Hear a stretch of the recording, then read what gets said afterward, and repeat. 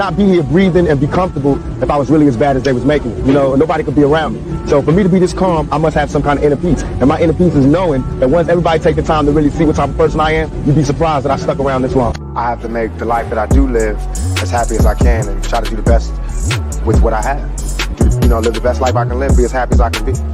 Nothing is perfect for anybody. I don't know. Boys, I swear, I think I figured it out. You know why they don't want us redneck brothers and sisters and the hood brothers and sisters getting along? You know why? Because we'd be unstoppable. I'm telling you right now, we would shut shit down.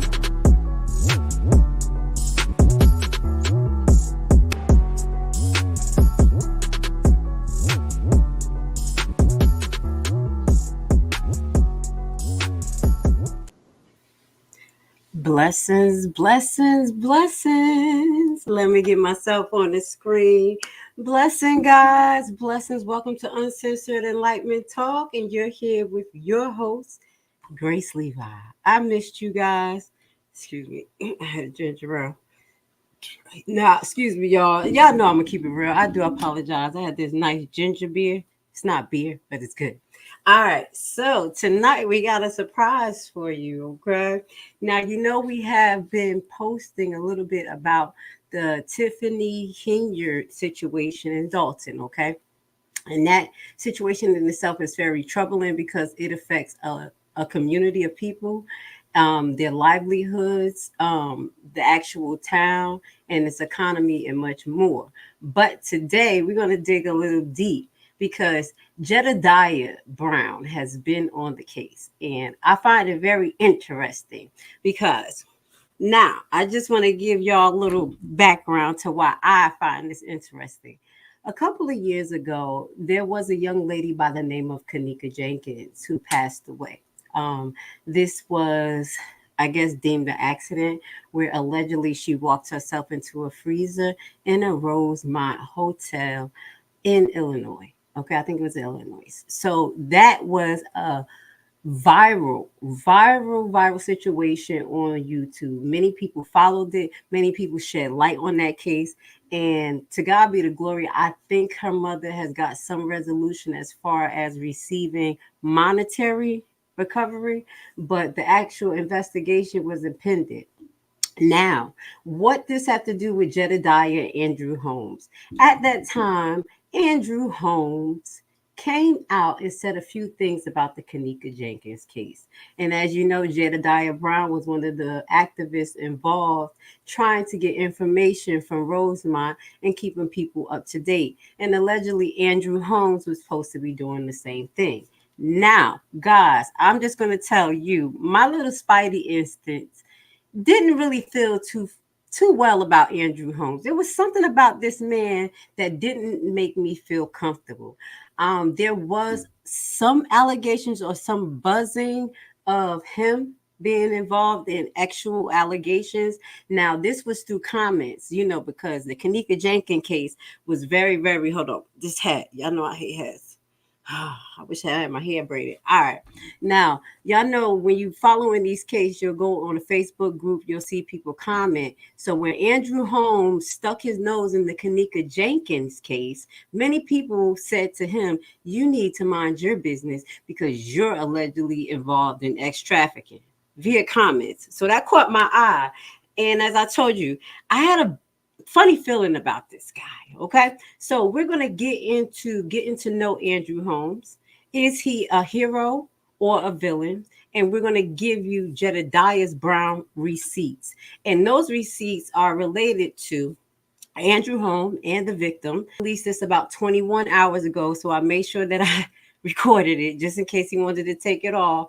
But it's not because if he wanted to take it off. It was, well, you're gonna see my reaction because he showed or disclosed a certain amount of receipts related to this situation, but he was hesitant. So that's why I said he'll probably take it off.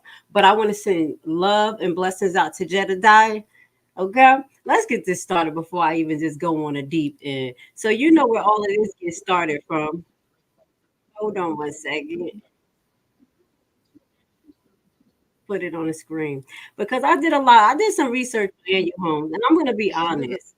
A lot of the stuff that I pulled up on Andrew Holmes was actually good. When you go on like you do a basic Google search, you're gonna see a lot of good stuff about Andrew Holmes. We're gonna kind of show you, as we go through this broadcast, because we want to show you both sides and allow you guys to have your own discernment. But let's listen to this so we can kind of get a little background on why we're bringing up Andrew Holmes. And just before we get to this, that we actually had a video that we released related to what was going on in Dolton. Now, the reason why I released it in that manner, just kind of like then to now, because the people who don't know and systematically order what is happening in Dolton, we try to keep you up to date. And you guys know I don't like to repeat information that people are saying. So that video is basically the beginning point to this. Now, let's get into Andrew Holmes. A little bit about. As a crisis responder helping victims of gun violence, Andrew Holmes has also served for several years as a trustee in the village of Dolton. Holmes is now named in a civil lawsuit filed Monday by a Dolton police officer and former member of Mayor Tiffany Henyard's security detail, as well as a former village employee who believes she was sexually assaulted by Holmes. We are withholding her identity because of the nature of the allegations, which are now, according to 4 Dolton trustees, part of what former Chicago Mayor Lori Lightfoot will take on in her new job as special investigator into Mayor Henyard's tenure. She will be looking at it in a civil manner to give the board an idea. This is not a criminal matter that she's looking at it from that perspective. The complaint says the alleged incident took place during a trip to Las Vegas in May of last year that included Henyard along with various employees from the village and Thornton Township. It was during the last evening of that trip that the complaint alleges police officer Byron Miles received a phone call from Holmes, who began describing a host of his exploits from the trip, many of a sexual nature. And there was some suggestion that she may not have had the ability to consent and or did not provide consent. It is at this point that, according to the complaint, Officer Miles began to record the call, which eventually switched over to FaceTime. Trustee Holmes then panned the camera toward a bed where Officer Miles could see a woman who was partially undressed. The complaint goes on to say that the following day, when the woman in question woke up, she found she was in Trustee Holmes' hotel room, fully dressed. She was embarrassed as she believed she had blacked out. However, it was not, according to the complaint, until their return to Dolton that Officer Miles, suspecting that the alleged victim was not aware of what had transpired, went to her with what he knew.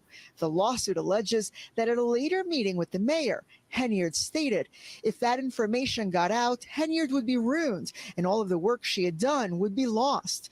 According to the lawsuit, within weeks, the alleged victim was out of a job and Officer Miles removed from the mayor's security detail. The lawsuit asserts claims against Henyard for retaliation. While our calls to Andrew Holmes have gone unanswered today, a spokesperson for Tiffany Henyard said they are cooperating, but would not comment on an ongoing investigation. They did, however, point us to a statement issued a few weeks ago before Holmes was specifically named, saying that the village of Dolton previously conducted their own investigation into the matter. Former police officer Miles was interviewed and denied knowing anything about these allegations. Also, despite numerous attempts by the village's independent investigators to contact the employee, she refused to give a statement or cooperate with our investigation. Unfortunately, this is nothing more than 2 disgruntled village employees who are trying to make off with the taxpayers' hard-earned dollars. Okay, we're going to stop right there, okay, because there's some things that stand out because of the nature broadcast. Of the allegation. There's some things that stand out in this broadcast a little bit more to me now that I watch Jedediah's live. Okay, so one of the things that he is going to reveal has something to do with the morning that she woke up. Okay, now I understand why the officer actually told. I think he was forced to tell. And you're going to understand as we go through this live, because this is going to be an interesting live. But before we get to there, let's get to know a little bit about Andrew Holmes, because a lot of things that was on the internet was actually good as far as his activism to lower crime. He was doing sit-ins overnight, all types of stuff. But there is some shady things that is going on with this gentleman. But before we get to there, this was a tragedy that was about in 2000, is a couple of years ago. His daughter murdered nearly in Andrew Holmes' crusade against gun violence. But 5 years later, he's still at it. I get out there and do what my heart tells me to do. Okay, so this is Andrew Holmes. One of the things that I noticed is sometimes, okay, I'm going a little bit too far, but people who are connected, sometimes they have mysterious situations that go along around them. And I'm just going to leave it like that. Y'all know this is Uncensored Enlightenment Talk. I'm going to bring some stuff up that makes you feel uncomfortable, but until I have the proof, that's when I'll go into deeper. Okay, so let's just pay attention to this. So Andrew Holmes' daughter, I know she was a victim, I believe, of a car accident. When Andrew Holmes appeared on the screen after the area shooting, he claims yet another victim. He can't speak from his heart to the grieving friends and relative behind him. He said he is well-known community active, frequently seen on local TV with advocates from victims of gun violence and pleading for justice. Okay, anywhere that it's an issue out there in Illinois, Chicago, he's out there. He's like, what's the other gentleman name that's all over the place? That lawyer, y'all know who I'm talking about. But when his own daughter was unalived in 2015, he considered giving up his work for activism. When you lose anybody to gun violence, it is unacceptable and is an unexplainable feeling, Holmes said. People tell you it's going to be all right, but it's not going to be all right. And people tell you she is in a better place. Well, her better place is with me. His daughter was 32-year-old. Miss Tamara Swab, a mother of 5, was apparently caught in a crossfire at an Indianapolis gas station. 2 people were arrested in connection with her murder. Holmes and Tamara had helped him on. Holmes said that Tamara had helped him on occasion reach out to victims of gun violence, talk with neighbors, try to find witness, and pass out flyers. I said, I'm done. He told himself after her death, I didn't want to do this anymore. But after much prayer, he realized being a crisis responder was his call. Okay. Holmes, who's a father of 5 other children, and he understands what a parent goes through after they have lost a child. He says he's understand the anguish a parent goes through when they see their child on TV, on a TV monitor in the medical examiner office, but they're not allowed to touch him. So I wanted to share that with you because I want to show the little humanism side of Andrew Holmes before we actually just get into everything that we're going to get into. Because with my research, what I have found was more positive Google search content than actual negative. So I wanted to start off by just giving you a background of Andrew Holmes, something just one. We're going to go into something else that we found out about Andrew Holmes. Also, Andrew Holmes' sister was actually, now this is what I'm finding interesting because the people around him is getting into some stuff. Now, this is his sister, that can happen. Things can happen. God rest his daughter. They are in a high crime area and anything can happen. And we got to keep in mind that if he's an activist, he's definitely can be a target. So that's something to keep in mind. But I just get this different feeling from Mr. Holmes, and it's more like a demon. But I'm going to be quiet until I can prove some facts. Now, let's get to it. Chicago community active Andrew Holmes' sister injured in a hit and run on South Side. So let's get to it. Let's see if we play it. Let's see. Black Lives Matter moment. And see, they always do that. Okay, let's get into it. Andrew Holmes, a community activist who has dedicated his life again to fighting crime in Chicago, is pleading for answers after his younger sister was injured in a hit and run crash Wednesday. Holmes said the younger sister, Carissa Holmes, was struck Wednesday morning near 74th Street and South King Drive when she was on her way to the doctor's office. Chicago police confirmed the female pedestrian was crossing the street when the vehicle traveling northbound in 7400 block of South King Drive struck her and continued to drive. Holmes said the car was a pickup truck. Wow. whoa, which drove around another car and hit his sister. Ooh. My sister was still lying on the street, Holmes said, just turn yourself in. It's just a matter of time. Chicago police said the woman suffering major injuries was taken to Jackson Park Hospital where her condition is stable. Holmes said his sister suffered 2 fractures and is still in a lot of pain. She is scheduled to have surgery Tuesday.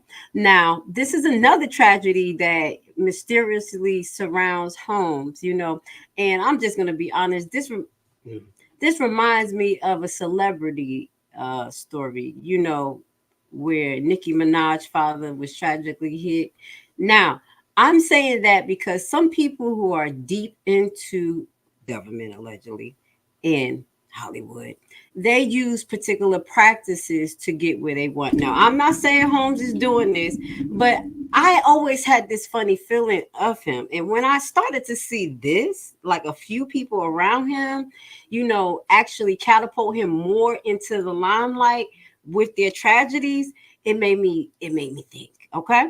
So now I have another one. Community active Andrew Holmes' vehicle struck by CTA bus, police say. Now, let's put this up there. Let's just watch it together before I make a comment. Ran a red light, hitting 2 cars, including one driven. CTA bus ran a red light, hitting 2 cars, including one driven by activist Andrew Holmes. He was carrying a truck full of Easter gifts. And our WGN's Shannon Halligan has the details. This is what the white cargo van looks like after the CTA bus crashed into it. Andrew Holmes said that there were minor injuries, but he was just relieved he was able to walk away from the crash. Baskets, jelly beans, other assorted candy, toys, and stuffed animals filled the back of this van. Andrew Holmes was driving it after just picking up donated items to fill more than 2,000. That's an amazing picture. You see him coming out limping. He got the little bunny rabbit. Check it out. Items to fill more than 2,000 Easter baskets, which he donates every year at the 7th Police District in Englewood. On his way back to the storage facility, a CTA bus reportedly ran a red light at the intersection of 51st and King Drive and crashed into Holmes and another driver. The next thing I know, the van was spent around, so the bus was coming that fast. He spent that whole van around. An ambulance took the other driver to the hospital where she was treated for minor injuries. Holmes stayed with his van and was later taken to the hospital because he was concerned about leaving all of the items meant for the Easter baskets. But, I had a lot of product, Easter baskets, a lot of candy inside this van, over $2,000 worth. Not saying everybody is bad, but I know if I'd have went to that hospital, Easter was over for these kids. Everything that was in that van would have been gone. He said he's doing okay, but Holmes said he is in pain. Well, I have to get my rotor cuff checked, and I'm just hoping I don't have no hairline fracture, but I got a lot of swelling, a heat pad medicine on there from my neck to my side. Back is starting to tighten up now. So. Okay, wait a minute. Let me just stop. Y'all know I'm going to ask the obvious question. Why the candy is still in the back of the truck? I thought he went to go deliver it. And why the truck is not in the shop? It better have insurance. Y'all see how they set stuff up? I'm just saying. Y'all know Uncensored Enlightenment Talk, Grace Levi. I'm going to just call out the 52 fake out. Now, I'm not saying that he wasn't involved in this accident. I'm not saying that he possibly wasn't injured, but I just see some things that's a little bit shady to me. And it seems like these tragedies around him keeps him in the limelight, be it his tragedy, family tragedy, or people outside. Okay. Now, I want you to understand that in the spiritual world, there are people who practice this type, not him, but I'm just telling you, they practice this type of magic where, and it's a type of magic where they suck the energy out of situations to keep them relevant. Now, I didn't get deep into it when we was going into the Puffy situation, but later on I did find a video, that people really didn't pay attention to when the psychic talked about Puffy, about him literally sucking the energy out of his stars from their talents. Now, this can happen on different levels. I'm just throwing some stuff out there because when you see somebody around them always having tragedies, accidents, and they're able to sue, or something like that, you may want to just question, okay? I just keep that in mind. And I'm not saying that about Andrew Holmes, but I found these things a little bit interesting. Okay, but I will say there was some good things out there about Andrew Holmes. So I'm gonna just show y'all the Google page, and y'all be able to run down it yourself. Now we're gonna move on to this. I really wanted to give up. So hold on, we talked about that. Hold on, Andrew Holmes, community active Andrew Holmes turns his brother in for Southside Packages theft. Okay, we're gonna put this on the screen. Okay. And then I'll give my commentary afterwards. He had a lot going on around him, guys. He's been in the news for many years. New this hour 18, he's helped in solving murders and cold cases. Now this well-known Chicago community activist helps police catch his own brother, accused of a crime hitting so many of us in the city. CBS 2's Stephen Graves talked to him about why he led police to a member of his own family. Andrew Holmes believes wrong is wrong, even if it means holding a family member accountable. No, we're close, not bitter. When you got the proof right here, and I'm looking at you, and I'm watching you. Holmes is referring to this doorbell video he says shows his brother, Eric Holmes, stealing packages. You see him walk up to and then sit on a porch, later walking away, bag in hand. These are people's personal property. They paid for these items to come. Holmes says Auburn Gresham neighbors recognized his brother. Call after call from other people saying his sibling did the same thing to them. Now, so yeah, I got to put a stop to him. And he did. You know they're looking for you. Ooh. Police. Yeah. Calling Chicago police detectives to come pick him up last month. Holmes' normal work of helping find murder suspects and consoling grieving families put on pause for his own family business. You know, just because you're my brother don't make you right, that you have to commit a crime and you have to get away. This is far from the first time Eric has had trouble with the law. Accused in July of stealing packages from a USPS mail truck, smashing the side window with a rock. Police say they caught him with a duffel bag full of the stolen items ranging from shirts and jeans to coasters. Holmes says his brother struggles with substance abuse. This was in an effort to save him, he says, from more run-ins with the law or even getting killed. Who's the best person to find a relative is a relative. You know how to find him, you know how to get him, put a stop to him. Holmes says he hopes by speaking up, this will motivate anyone with loved ones caught up in criminal activity to take action and get those family members some much needed help. Reporting in Auburn Gresham, Stephen Graves, CBS 2 News. Now, I will say, to a certain extent, okay, this was a little bit out of pocket for his brother to be doing that. But, you know, it says a lot for him to tell on his brother. And I'm trying to put it in the right words. He's like, listen, you're not about to mess up my career for your little penny snatching nonsense. You see what I'm saying? And again, this was another moment for him to be used as a hero, but then someone in his family is at sacrifice for the occasion. Okay, so this guy did put himself in his own situation, but yeah, Andrew Holmes have a lot of little crazy situations around him that seems to keep him in the limelight, as well as he seems to attach itself to tragedies, murders, gun violence, and things like that. Okay, so we're gonna keep it moving. I had to stop and download something to make sure I had it ready for y'all, because we got a lot to show you. We're gonna be showing you Jedediah's live and what he has to say about Andrew Holmes, because he's saying everything is not what it's cracked up to be. Okay, now let's see, can we get to our next clip?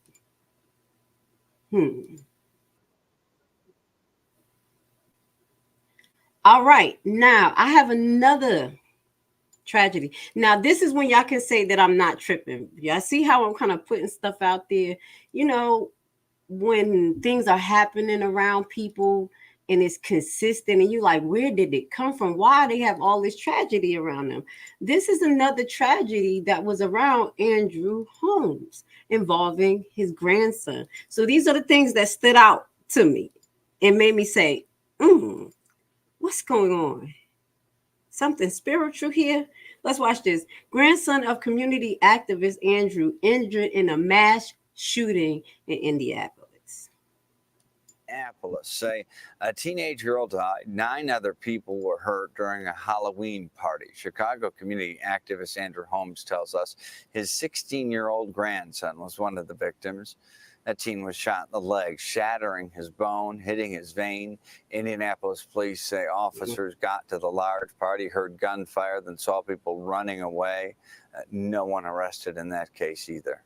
Again, one of those victims, the grandson of renowned Chicago community activist Andrew Holmes. Mr. Holmes, you are joining us now live in the studio.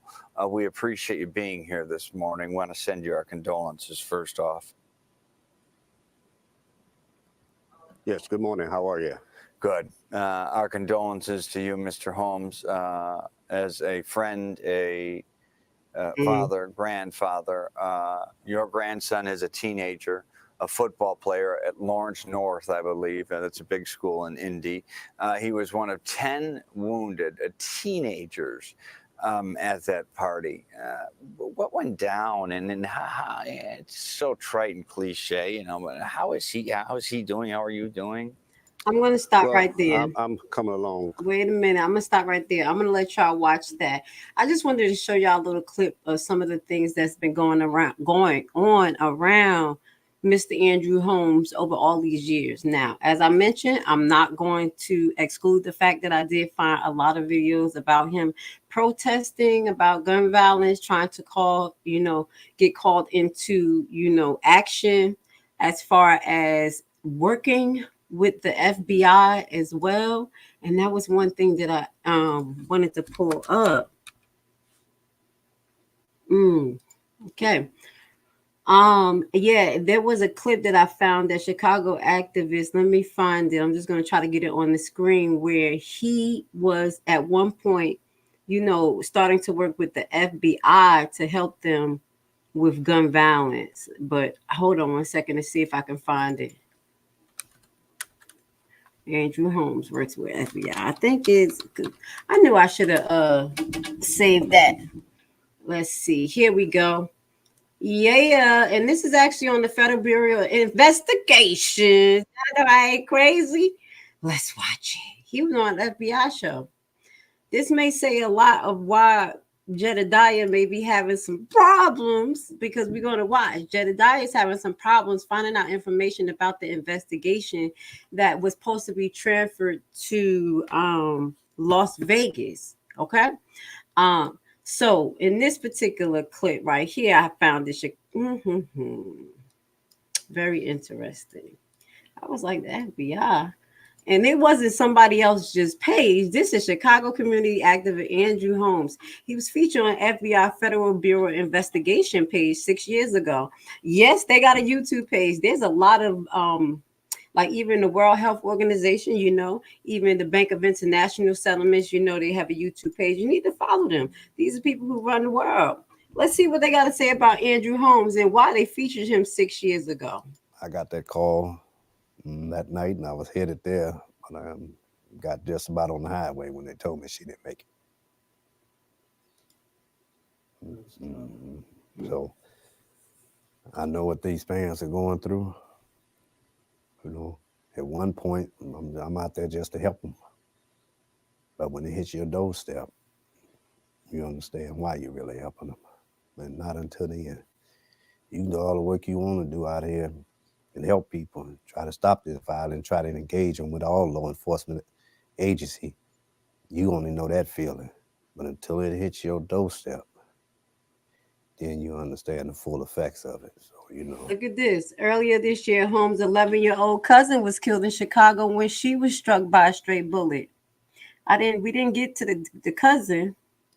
Yeah, I do. So, but we just keep working, picking at it, and asking people to engage all law enforcement agencies across the United States just to help them. I mean, we can bring this gun violence down to zero.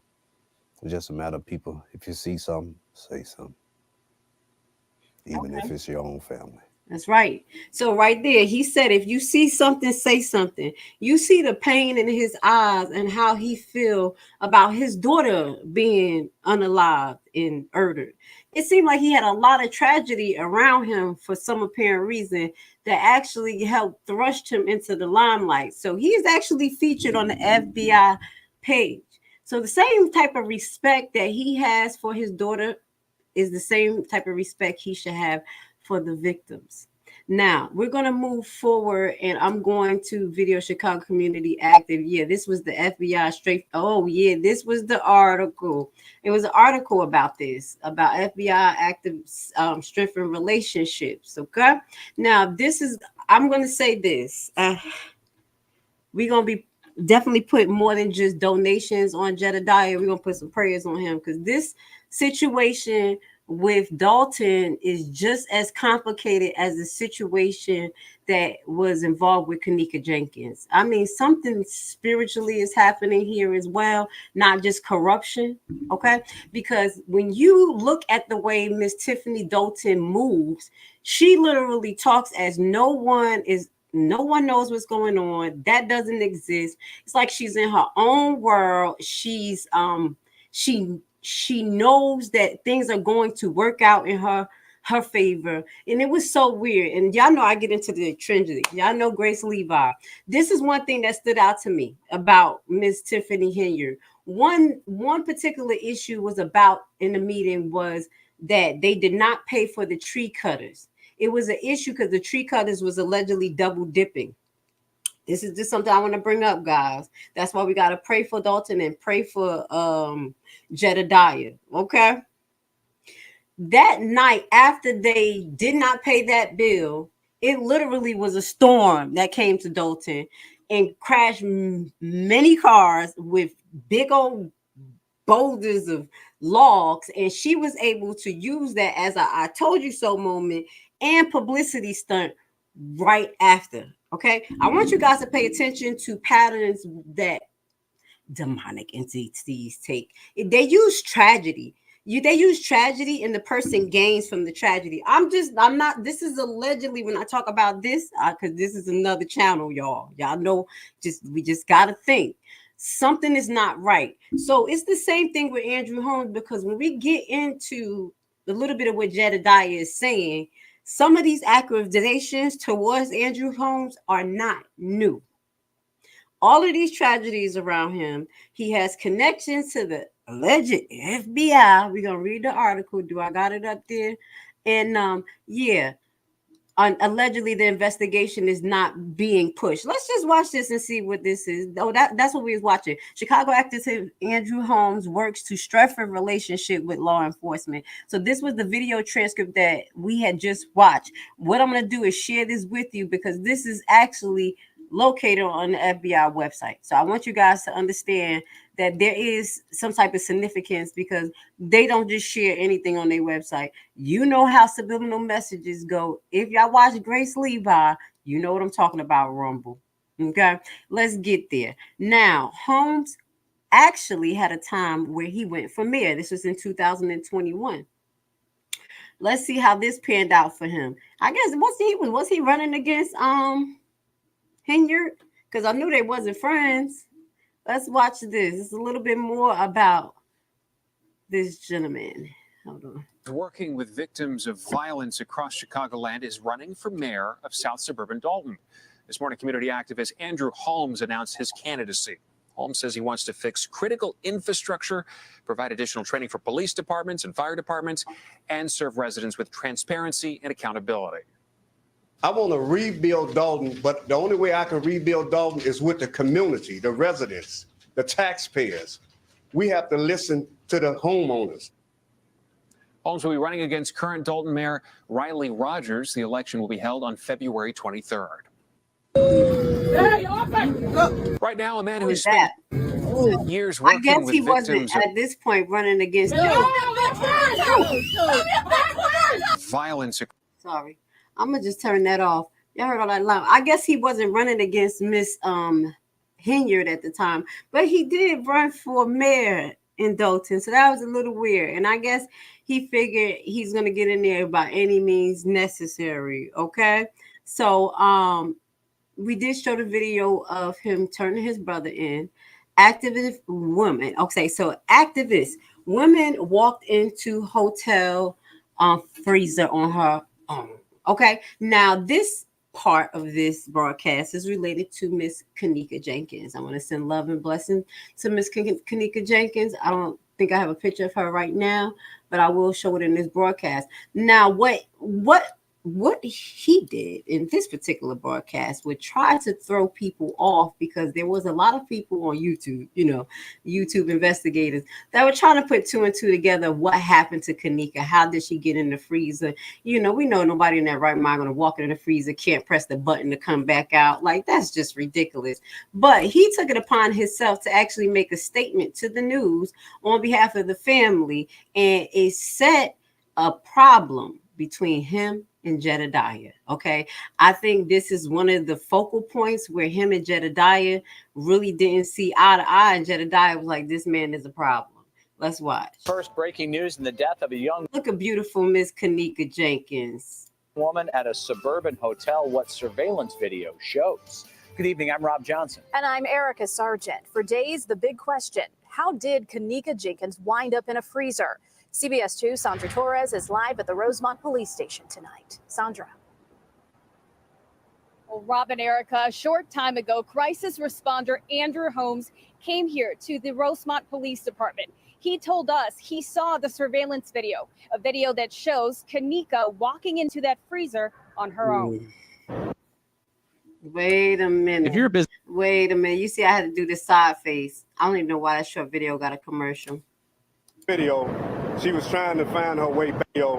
She was trying to find her way back upstairs to the lobby, and she was checking the doors, and she was checking other doors, just trying to find her way back upstairs. So, in saying that, she was walking forward where all of the video cameras caught her every movement, and I watched her as she went through the other door, and at the same time, she went through an unsecured area, which is not her fault.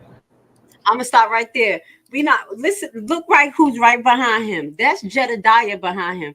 Look at the upsetness in Jedediah's face. He is peed off now. If at this point Jedediah believes or saw the video with this gentleman, because this is one of the things that Jedediah is going to come out and say, that you didn't see this video. Look at Jedediah's face. Let's play this one more time so you can get the reaction. I think this is the actual focal point where Jedediah said, this man is the devil. I don't trust him. He is a liar. Look at Jedediah's face. Jedediah, like me, sometimes we just can't hold our face. Watch him. Me looking at the video, she was trying to find her way back upstairs to the lobby. Right. And she was checking the doors, and she was checking other doors, just trying to find her way back upstairs. So, in saying that, she was walking forward where all of the video cameras caught her every movement, and I watched her as she went through the other door, and at the same time, she went through an unsecured area, which is not her fault.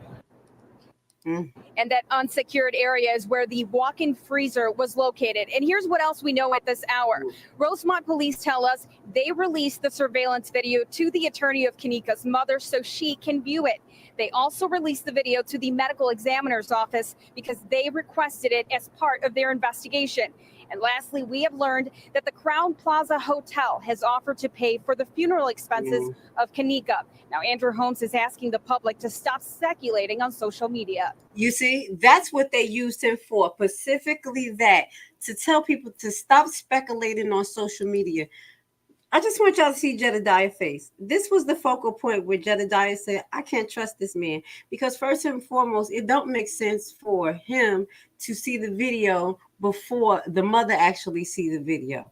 Okay? That's he must got a lot of pull. That's that FBI thing, allegedly. Okay? So let's just start, moving forward with this. But I want you guys to just pay attention to this exclusive interview with Andrew. I know what happened to Kanika. So he was going around making interviews then after, saying that he knew what was happening to Kanika. And I don't know, but I would think that he was trying to make a little bit of strange change, just in case, maybe off of these interviews, because why would you go around to go and make interviews on YouTube? For what? If you are at this point, you FBI status, okay? You up there. You supposed to be doing stuff a little bit different. So this is what stood out to me, because it seems like they're using him as a pawn to change the narrative. You know, I kind of look at things to the left like, wait a minute. Okay, first you say you saw the video before the family, and this is what happened specifically, and it doesn't make sense, because if she's smart enough to go around and look for doors and open and close doors, once you go in that refrigerator, that button, all you got to do is just push it and she'd be right back and then fell out on the floor. Okay. But that didn't happen. So this is another little interview that I found, and I'm not going to play a lot of it, of Andrew Holmes making his way around town on YouTube, you know, changing the narrative. What do you think about that, Drew? What do you think about all the conspiracies? Let's talk about that before we tell them what I could imagine what her mom is going through, especially with her mom, you know, being sick at the same time. Even what you went through, you know what I'm saying, when you lost a daughter. So we want to give this family some type of justice and let the people know. People have been on Facebook with these non-facts. Yes. What do you think about that, Drew? What do you think about all the conspiracies? Let's talk about that before we tell them what happened. What do you think about all of the stories and conspiracies that people have been saying so far over the last 4 days? Well, they can put the stories out with no facts and no teeth and no legs to crawl on. But if you put the story out there on Facebook and you put it out there like that, but if you know so much, then why not go to the authorities, sit down and talk with them if you don't have anything to hide? Don't put nothing out there that you don't know nothing about and alter somebody else's story. Yeah. So all of the stories of what about the body stories of the hotel selling body parts and yeah, you know, that's just like I say, just to get some hits and some views. You know, you put something out there, you throw a story out there, and then all of a sudden you got people want to get interested in what you're talking about. So you know, you're hurting the family more. You hurt, and how hurt has the family been? You've been with them for days. You know what, man, you know what? It's an unexplainable pain that mother is going through in that family. And then they have to turn around, not only deal with the death, but also deal with the social media stuff that's coming out there. That's that lady's baby. And as you stated, if that was our child, man, that's my baby they talking about. You're falsifying stuff about my child. Now, let me stop right there. I'll play that. I'll put that video in the description for you, but I want you to hear what he's saying specifically, how he's speaking on Miss Teresa, I think Teresa Jenkins, that is Kanika Jenkins' mother, and how when he asked them, you know, since you've been talking to the parents, how do they feel? And you can tell by the way that he reacted that he doesn't talk to the parent. He didn't talk to Miss Jenkins. So let me hear Miss Jenkins, what she has to say about Andrew Holmes exposed as fraud by Kanika Jenkins' mother. So this is a follow-up, because that was a story that I did talk about a while ago. And if y'all are subscribed to my page, that's one of the first videos that actually blew up about Kanika Jenkins. So I'm glad that I could bring this back up. And I'm so happy that her mother actually received some monetary gain from this hospital. I do apologize. This actual hotel, because the whole scenario is very suspect. There never was an actual outcome to how it was, and a lot like how it happened, and a lot of the video was actually doctored. It was actually cut up and everything about time it came out to the public. So let's listen to what Andrew Holmes exposed as fraud by Kanika Jenkins' mother. Okay, and this was the woman that he was speaking on behalf of.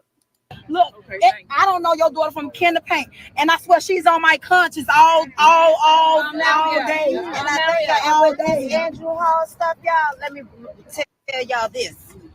He came to me about the blue. He acted as if he was for me, but then he came out here. Every time I talked to him, it took him to have to go talk to the police. I'm thinking he a friend, but then he called me this morning and tells me, "Oh no, the hotel is not making any money. So I think you need to go on live and stop the protest." We ain't stopping. But he can. Thank God he can. Was that the activist? Was that the Chicago activist? So this is a little bit about what Miss Jenkins had to say about him. There's a little bit more to this video. I'm just going to play a few more minutes. But specifically, if you just listen to this small segment, he has a connection to the police department. The police department is telling him to put the word into the people to keep them calm. Does it sound like somebody trying to play the black boule, but he broke? Baby, but I'm just going to move forward. Let's finish listening to a little bit of what Miss Jenkins has to say as she claims that he is not telling the truth. Excuse me, man. Look right there. Look in the background. Jedediah right there. Yeah, but he told me he was investigated first, so I'm trusting him. You know, if I'm looking for help, that's all I ask for. I'm not looking for no run. Exactly.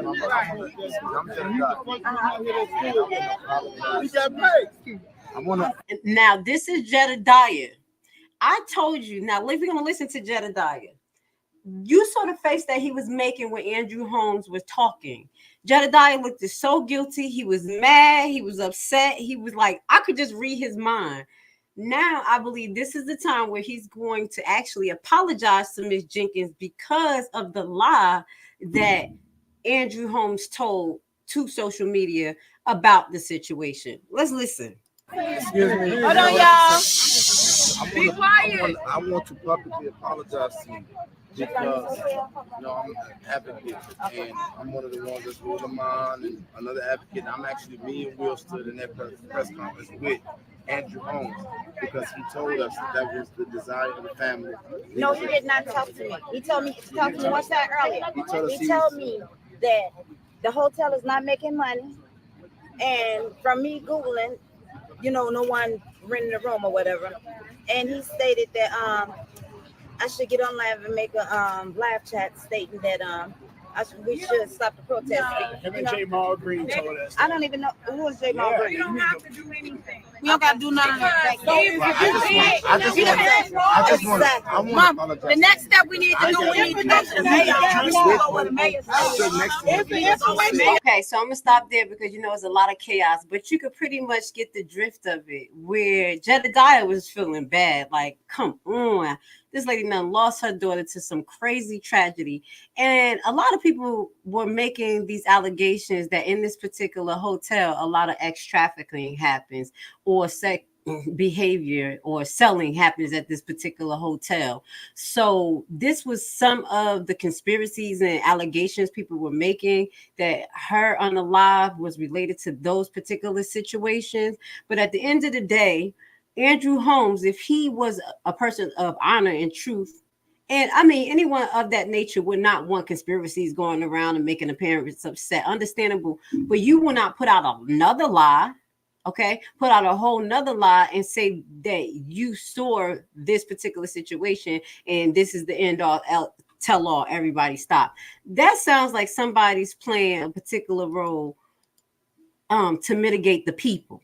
And that's why I think that he is in Dolton as well. Okay, these type of personalities that are pretending that they are for the people, but at the end of the day, they actually talk to the people who are in charge, the authorities, and find ways to mitigate problems that occur with corruption, things like this, and other government,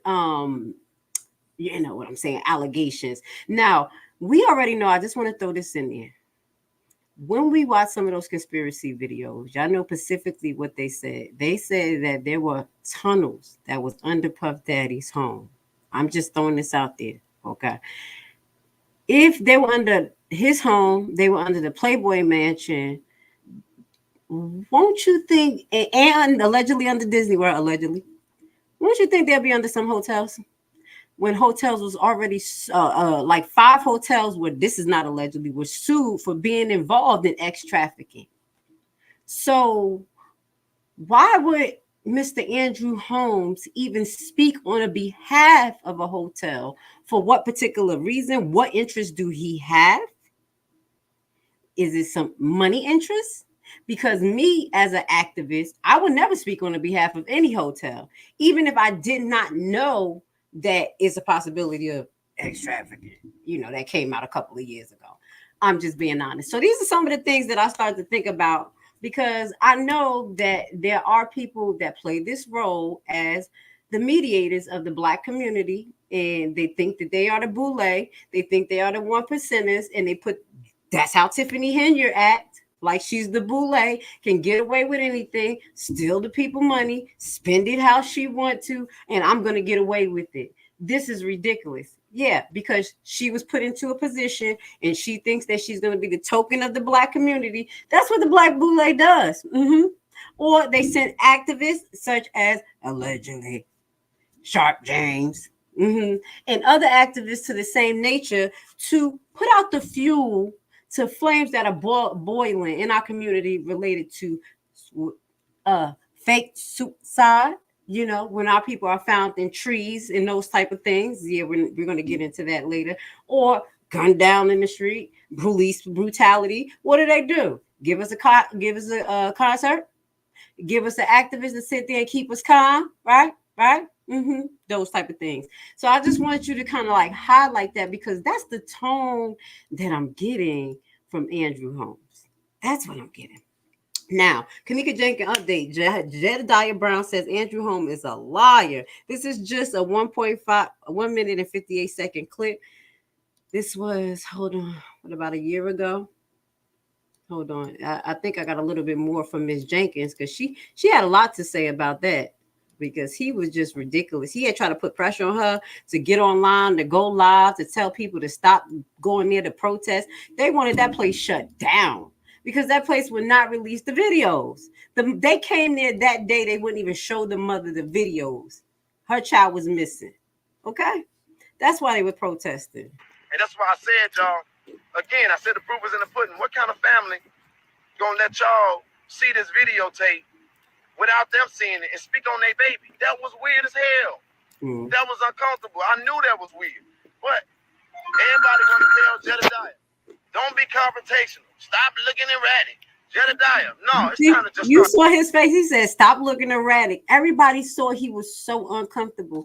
And I respect Jedediah. I'm going to tell you, that's the Holy Spirit in him. He can't lie. Jedediah, I like watching his lives because he reminds me of me. Sometimes we just can't shut up, but he's telling the truth. He can't help it. Listen to him. I'm telling the truth. And the truth is, Jamal, you're bogus. The truth is, Andrew Holmes, you're bogus. The truth is, Larry Rogers, fuck you. The truth is, Sam Adams Jr., fuck you too. All y'all bogus. All y'all Sambo niggas that's been capitalizing off of black pain in the city of Chicago. Guess what? If I'm going to go down, damn it, I'm going to go down telling the truth. Y'all are fucking bogus. And I'm going to help you out. It's real strange that you driving a motherfucking Jaguar and you building a community center bigger for your ego. Go, bro. You got that community center for your ego. You know what? Guess what? You had a community center that was donated to you. It was called the Dream Center. Did you tell everybody that? But it wasn't big enough for your ego. But we wanted to just go along and get along and be quiet. But no, thank you, Kanika, because you done brought the nigga out of me. I'm dead serious. I'm so pissed. I'm so pissed. I'm hurt beyond measure. They bogus. This mayor in this city is in on whatever they in on. This police department is in on whatever they in on. That hotel is in on whatever they in on. And it's a foul play going on that goes beyond. So any narrative that they put out, any cameras that they show, I have no faith in them whatsoever. Something happened to this baby girl, and this baby girl did not walk inside. Fuck that, Martin. I don't care no more, bro. I have no more fucks to give. You understand that? No more. So something happened in this hotel. I know that's right. Like he said, hold on, let's pause that right there. Jedediah said, I don't have two more F's to give, and I have to respect that. Literally, he said, listen, I'm not going to let you lie. I'm not going to let you manipulate. Exactly how I figured that. It seems like he's trying to play the role of the boule, trying to play the mediator over the black community, keeping control of the narrative while pocketing money and, demonstrating this rich lifestyle. Okay, because this is what keeps us in the black community mesmerized. Let's move forward. So that did hit the point of why Jedediah cannot stand Andrew Martin because of this Kanika Jenkins case. Andrew Martin is an activist in Chicago who lied about the footage and what is shown. Let me see. This is just a 1 minute because I think this will be a little bit clearer, because I want to send some blessings and highlight Kenneka Jenkins' case right now. Yes, it still means the world to me. She was a young lady who should not have been unalive in this manner. It was something severely wrong with the situation. There were too many witnesses there for them to not know what happened to her. It seems like the young baby was set up, but I'm going to let her mother speak on Andrew Holmes and his lies. How about that? What happened? My volume. Let's see. I think they probably muted it. I had surgery yesterday. So if anybody said I said anything, please don't let them tell y'all that. The only reason I'm not protesting because I had emergency surgery.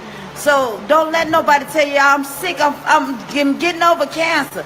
Don't let nobody tell y'all what I said. I need some help, and I don't need no bought people in my life or on my side. I'm asking y'all. I need help. So could y'all do it? Just do me a favor. Do it peacefully. And don't make it seem like it's some type of prejudice, no race thing, because it's not.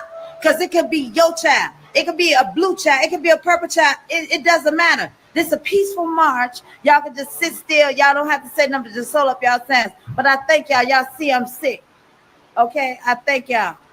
Now, at this particular time, Andrew Holmes was going around telling people that Kenneka Jenkins' mother wanted them to call off the protest while she was in the middle of surgery, getting her breast amputated from being diagnosed with cancer. I follow her. I still follow her, but you know how you, Facebook don't put people's feeds up a lot. But I always pop into her page, Miss Teresa, to see how she's doing, because this was a really hard situation to deal with. Okay, people even started accusing her of doing it.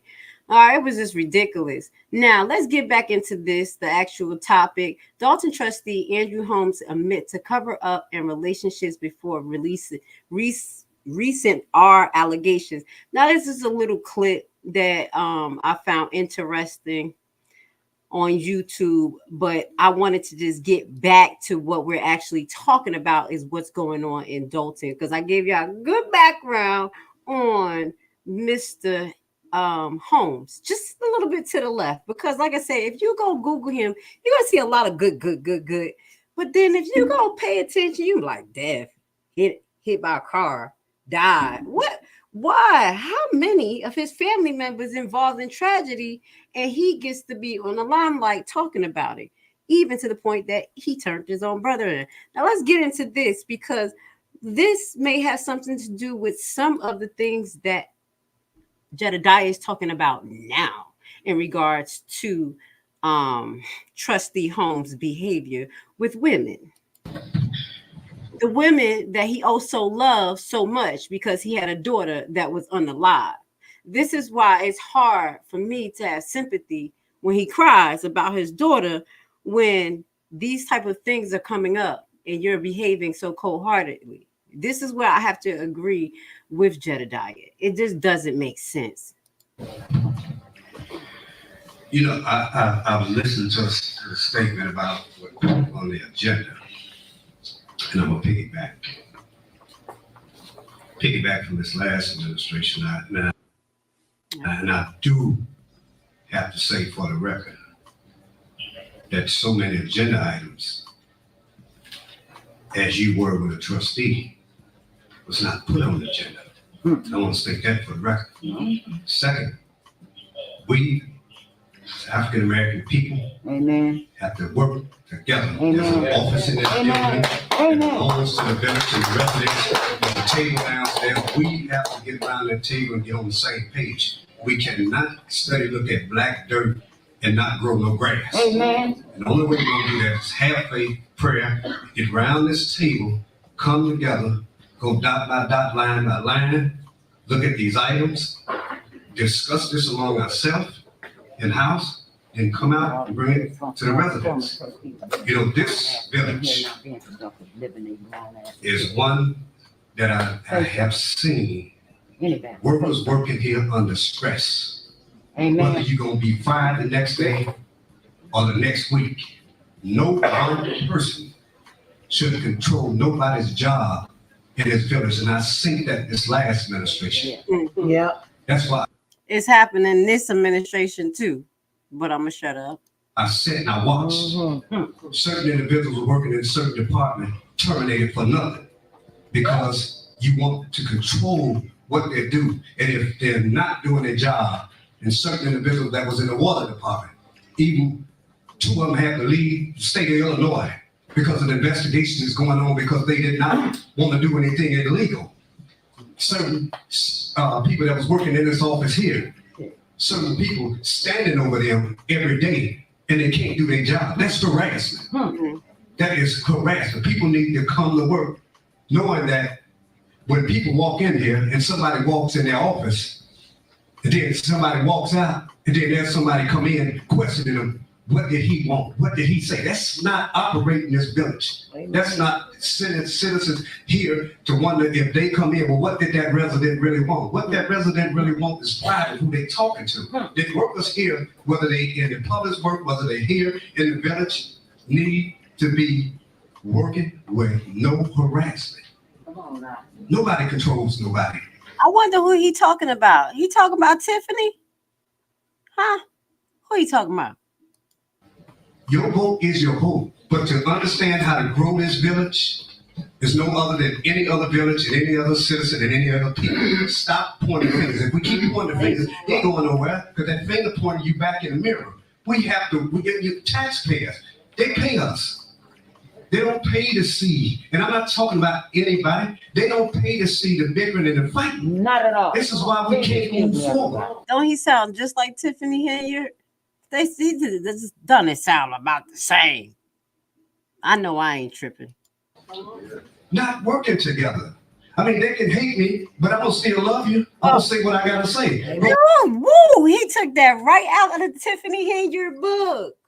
I'ma still love you. I'ma still love you.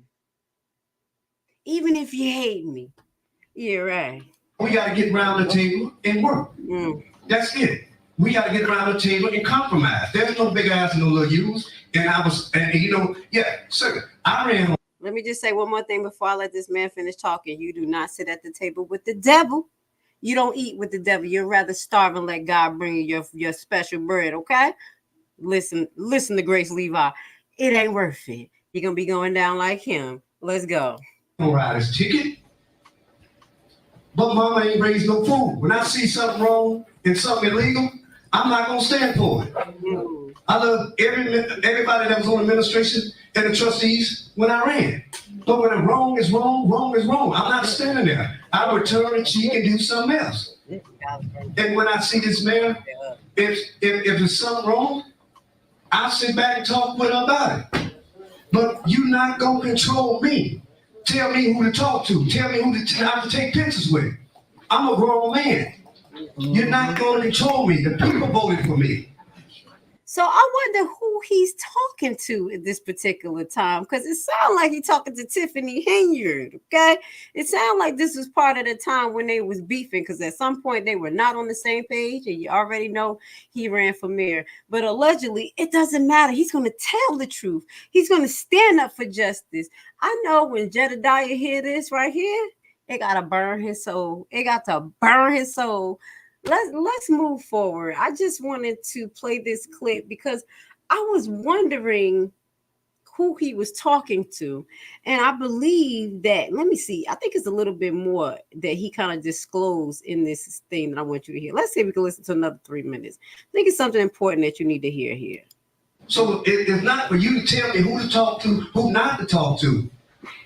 I'm going to talk to everybody. So you pull me away from you. But in the long run, I got a list of everything. I've seen the wrongdoing. He said, listen, you see how he's subliminally threatening whoever he's talking to? Yeah, do y'all see the game he playing? He said, now, whatever it goes, I got a list of what goes on. So remember, you ain't going to tell me what to do. And I think this is probably when him and Tiffany Henry relation got a little bit closer. Let's say that.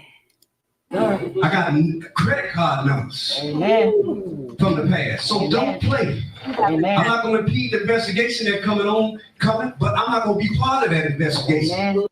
Wait, let me find out. This got to be about Tiffany Henyard. Yeah, wasn't they talking about credit cards that her name is on? And he's talking about. Now, what did we play in that last video specifically related to FBI tactics? They will take the weakest link around you and make them tell. And as you see, it seems like Andrew Holmes already have a relationship with the FBI. I already know he's not afraid to tell. He told on his brother. He'll tell on his mama.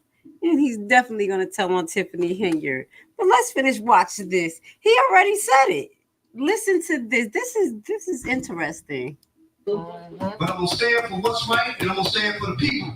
Now, if you see fit, and that's anybody, when anything has been wrong with this administration, then put it out there. Put it on paper. Let the investigation roll. But so far, I don't see anything. The only thing I see is us as people not working together with each other. Amen. It's crazy because when people are doing things wrong, he literally named everything that Tiffany Henyard is doing, the issues that's going on. He talked about credit cards. I got credit card numbers, but then he turns around in the same breath and says nothing's going on with this administration. The issue is the people are divided. He was sending a message to FBI, allegedly, and Tiffany Henyard. Right there. Y'all see that? But I think he's so deviant in his behavior, allegedly, when it comes to women, especially hearing what Jedediah is alleging. And this is not just Jedediah. Like I'm telling you, I read a lot of comments that was saying a lot of nasty stuff about this man. And I kind of just disregarded because he reminded me of Big Red. You know, Big Red from the Five Heartbeats with the big old thing on his head, look like he worshiped the devil with the devil about to pop out his forehead. That's who he remind me of. Scary. Okay? The one that want to beat and bite on a woman. So let's finish watch this because I think he's going to disclose a little bit more.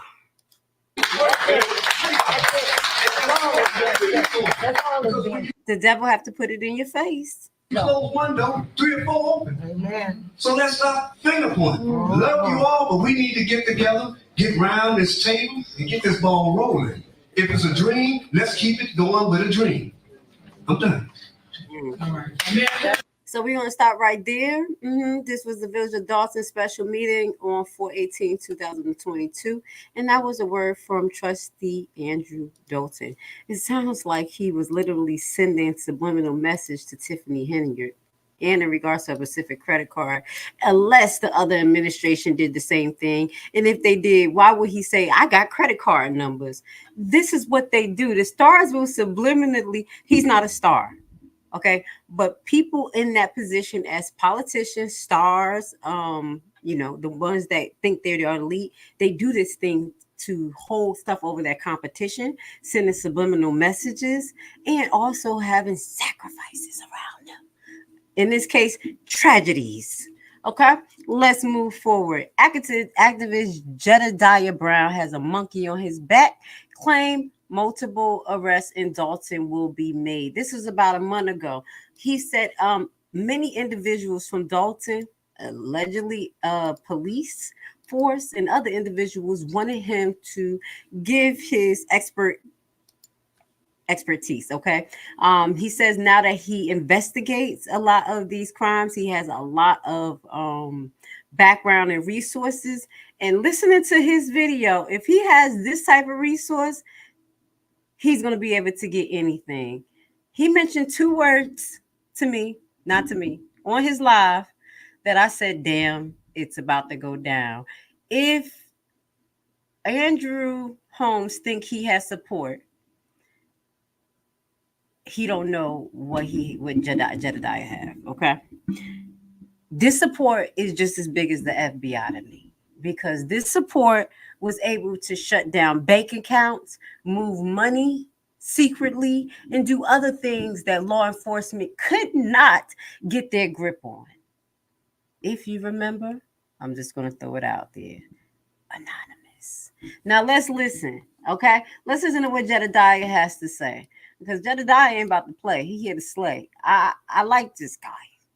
Now this is Burgundy Blue.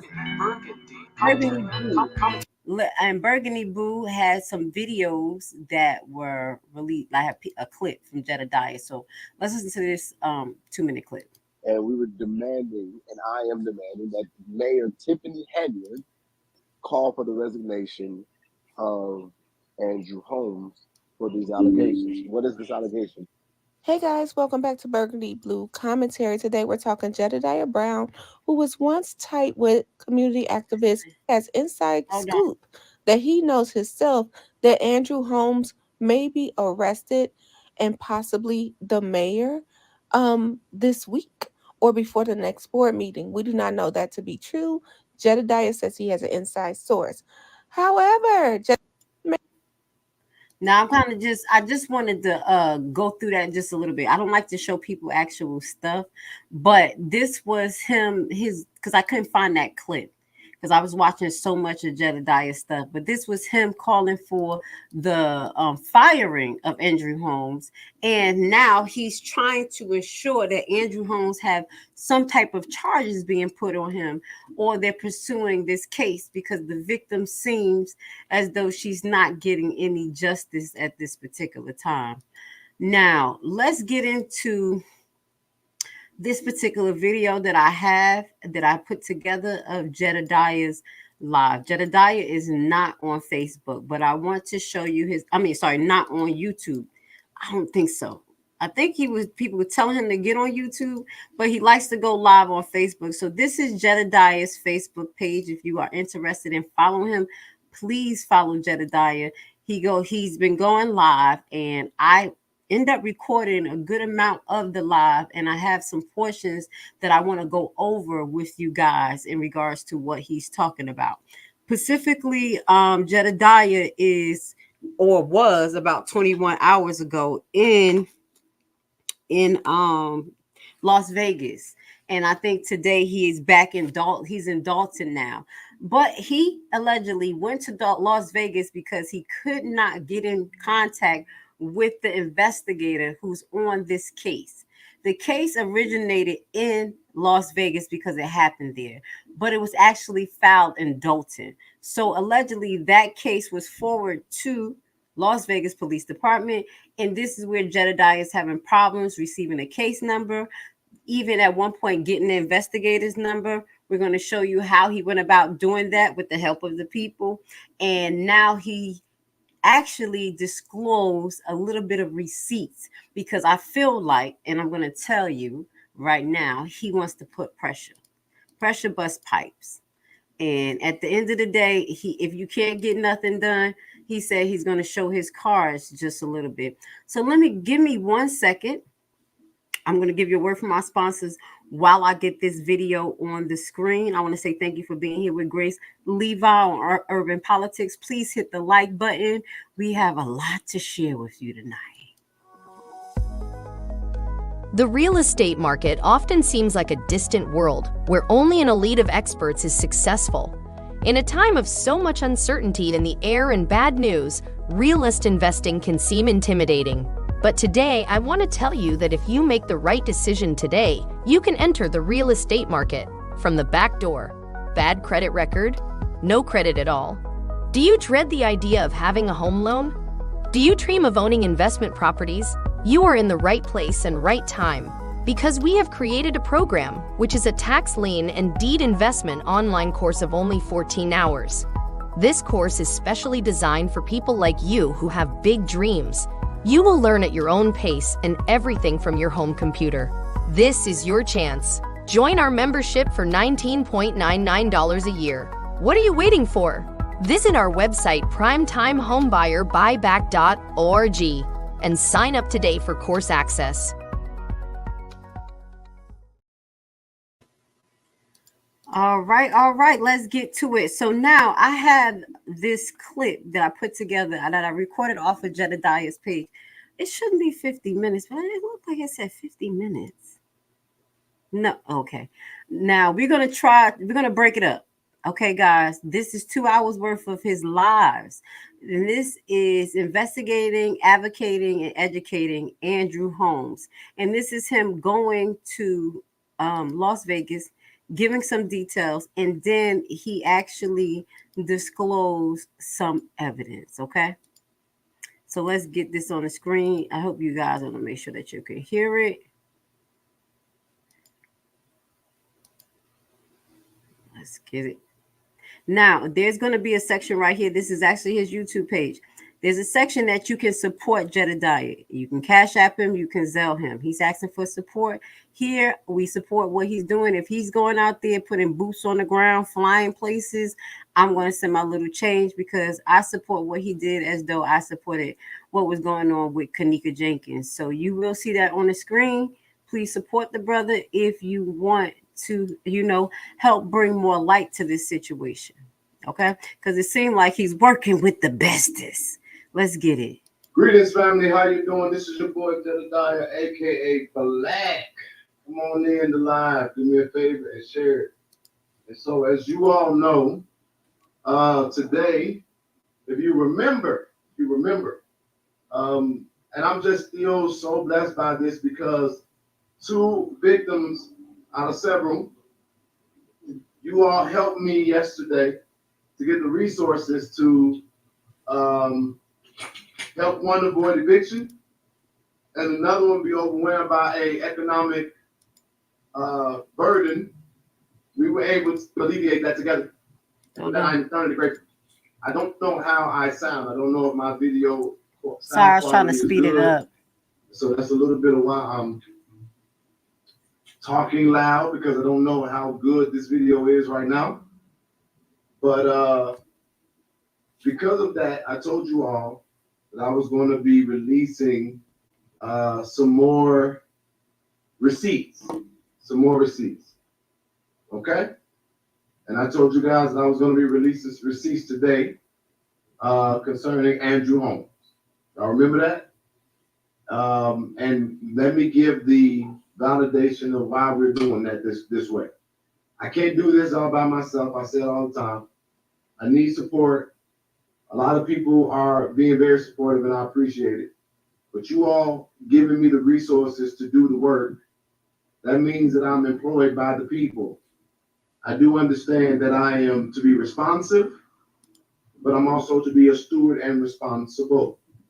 But I'm out here, I'm doing the work. At no time in this whole ordeal have one dime been spent on me.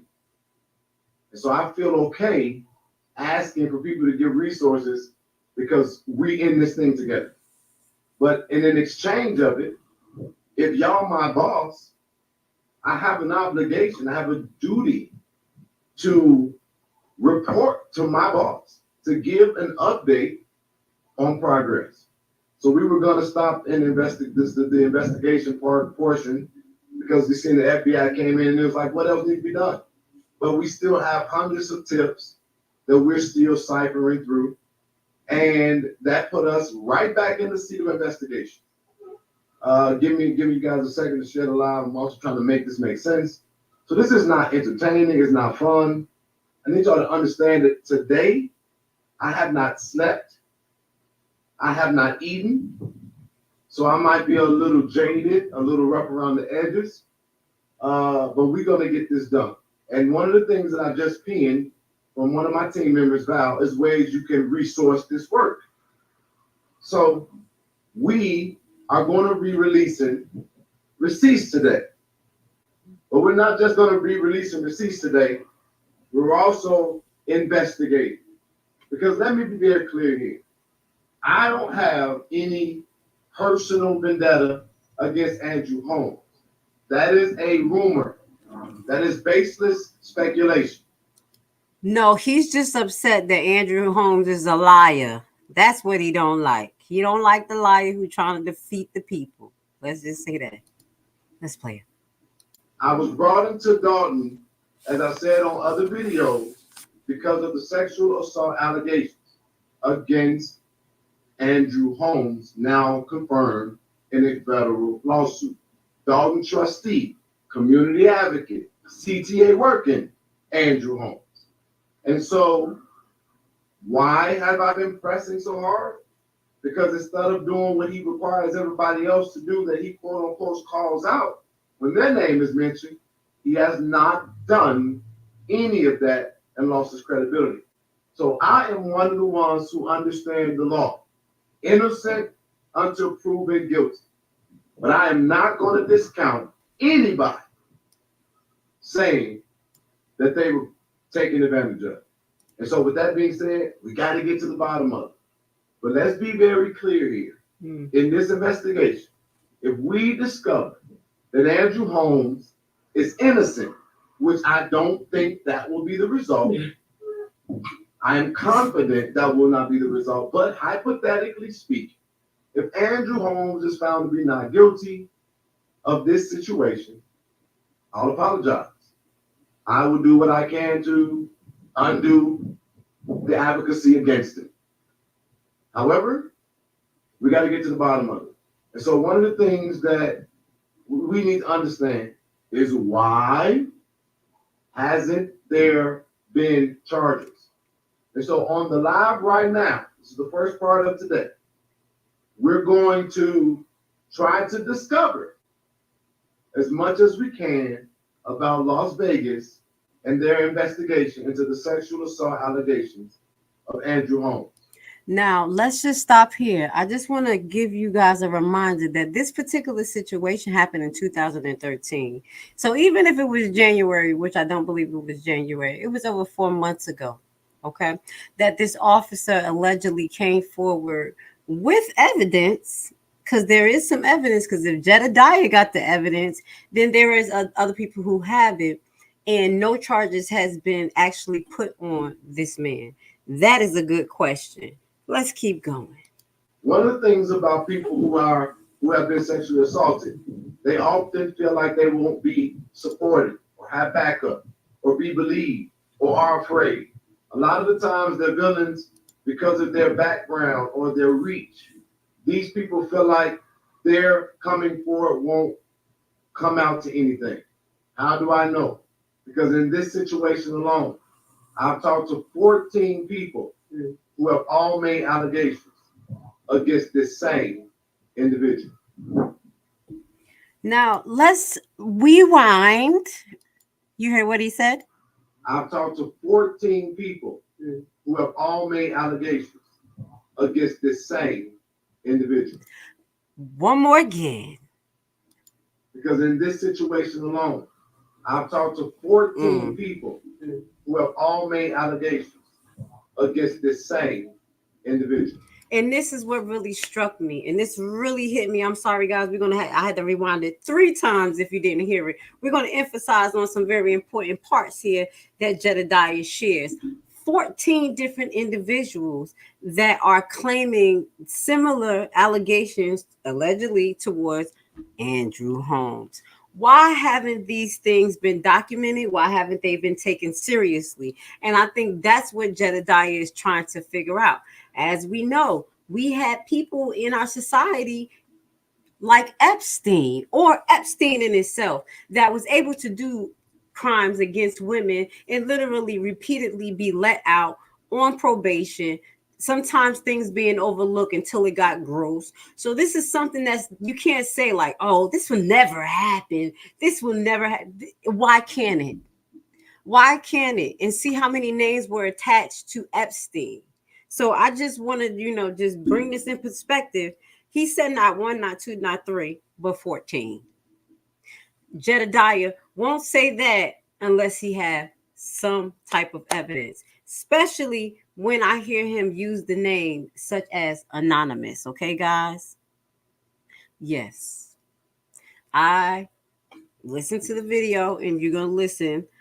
Jedediah has some connection to anonymous. If y'all don't know who anonymous is, y'all better get to know them. They got very quiet right now, but that online hacker group can do serious business. They can wipe out your whole bank account. They can wipe you off your whole thing and make it start again, okay? You don't want to play around with them, okay? You'd rather have them on your side than not. So let's listen to Jedediah, because for him to say 14, that means that he has some type of evidence. He has something. we're going to go now, and we're going to start, because I can't do everything remote. But y'all, let people talk all they want to. But I'm out here. I'm doing the work. And I appreciate y'all for giving me this chance. So with that being said, we are here in Las Vegas.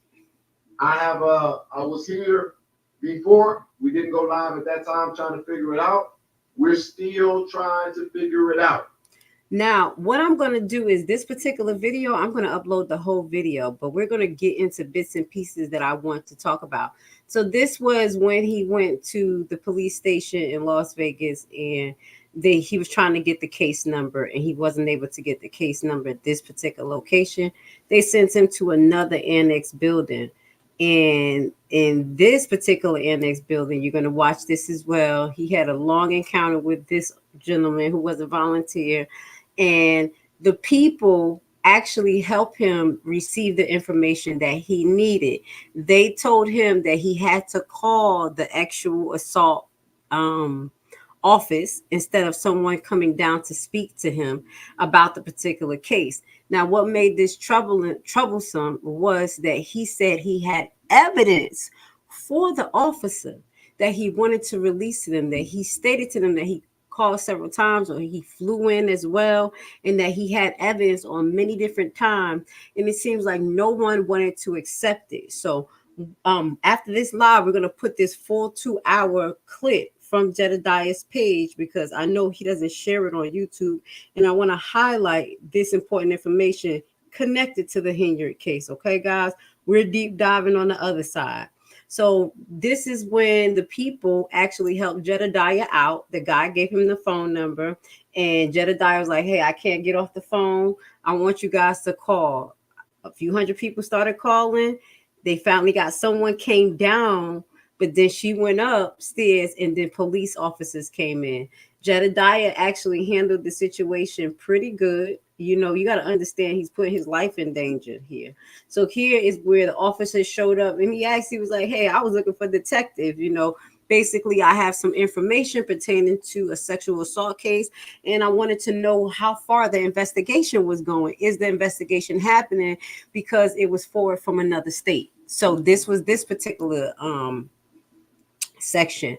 Now we're going to move forward, because Jedediah is funny to death. Like, I mean, it's not funny for the situation, but he definitely keeps you intrigued, and he's a very honest person. This is what I get from it, honestly. Now, this particular situation is the next day. This is about 21 hours ago, where he went to the actual hotel where the actual assault happened. Now, in this particular video, I'm explaining it because it's pretty long, but I want to get to the actual evidence, okay? What the receipts that he showed today, and then y'all will be able to watch this full video. He begs for y'all to watch this full video, and I asked for y'all to watch the full 2-hour clip that I put up for you guys, so y'all can see from the beginning to the end of his trip to Las Vegas, trying to seek certain information related to this case. So in this particular live, this is just before he is going to show his receipts. But what he shows the audience is that he's trying to get into the hotel and find out the procedures for a lost and found. Allegedly, in this situation, the young lady who was actually assaulted, her wallet was located at the lost and found. So I don't really understand what's the significance of the lost and found, but I do know allegedly from listening that Andrew Holmes brought the young lady there to retrieve her wallet, and you know, something to that nature. So this is what he's showing in this particular video. But before he gets in there, he's going to talk a little bit. I'm gonna let him talk, and then we're going to get to where he starts to show the receipts. Okay, to find the time, if you cannot watch this full video right now, to come back and watch the remainder at some point. But before I go further, I need to make sure that you all are able to hear me talking. I have an earpiece in my ear, and I don't know if I need to take it out or not. I think it's so crazy because I think he should have took the earpiece off, but when we needed to hear the specific information, his battery went dead. So it was a little hard to hear his receipts that he showed, but I just he got the receipts, and he just needs for it to be played clear on his broadcast. We know.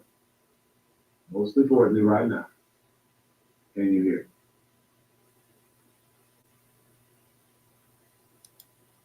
On your page. To my team, I need you to make sure that you share this live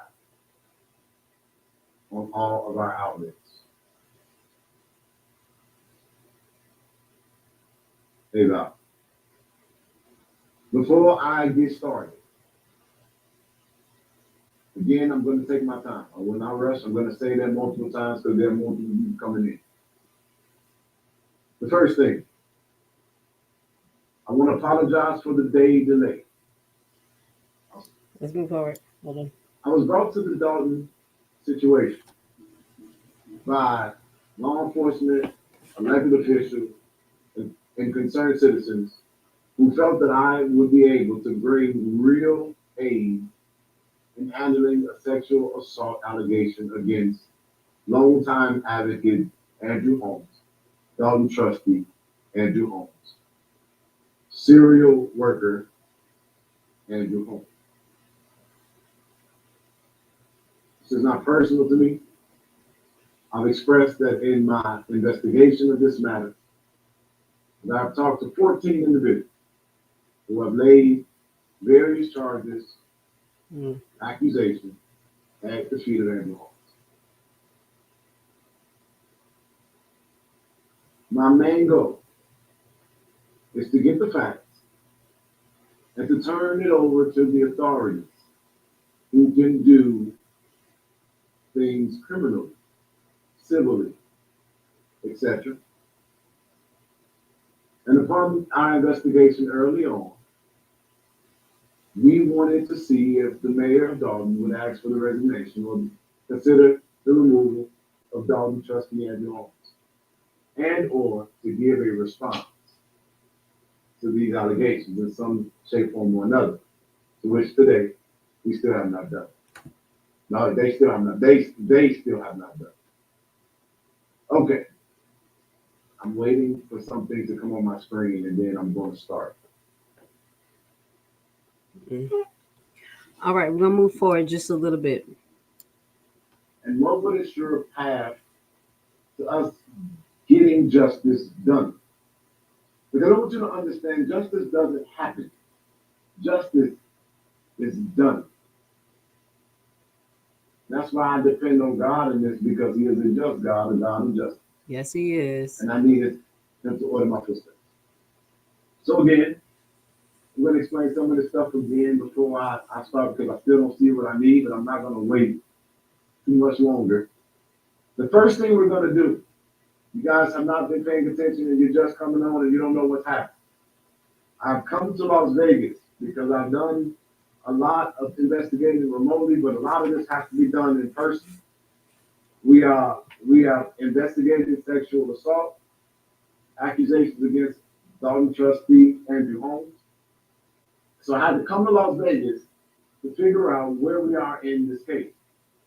And I want to tell y'all, not in sensationalism, but just in honesty, I don't have a lot of confidence in Las Vegas police investigation of this matter. Do you all know that even with the video that I've shown, that I have been given 7 different names of who could potentially be investigating this case? As I told y'all, I've also made it clear to them that I have tips, evidence that can aid their investigation. And in 4 days being here, do you know that not one of those tips have been turned over to Las Vegas police? Because they have not provided me with anybody who can receive them for this quote unquote detective who is not available for whatever reason. Maybe I should have showed y'all that. And damn it, I wish I would have pulled it on my screen. But I want you all to listen to what I'm going to tell you. The detective that we were told initially had this case, they said that they didn't recall that name. Now, granted, they said 200 people work there, and I guess it's hard to know everybody who works for a place, I guess. That's the But the government. sexual assault unit, the sex crimes unit in Las Vegas is not very big. And now we have done the research that the very name that they said that they didn't even recall is employed, is listed. But I still have not gotten to that person. So as you can see, he's getting the runaround when he's out there. When we upload this full video, as he begged, and I will say the same, watch the whole video, because he say a lot of key things in there that you should pay attention. He drops a few hints in regards to what he will be revealing in the future and how much he needs your help to keep this investigation going, because he has some things going on in the background. It's crazy. So I've had to put pressure on the mayor's office. I've had to get into it with the district attorney's office today, because the district attorney is saying, well, we need the victim to come. Well, it's crazy because I didn't ask for information. I'm trying to give it. Who is assigned to the case? Go to the mayor's office. We need to make it very clear that we need your police department to put pressure on this. Now, I'm not going to lay something at their charge, but I'm going to just tell you this. It doesn't seem like they have a lot of zeal to get to the bottom of this matter. And that is why people like myself exist.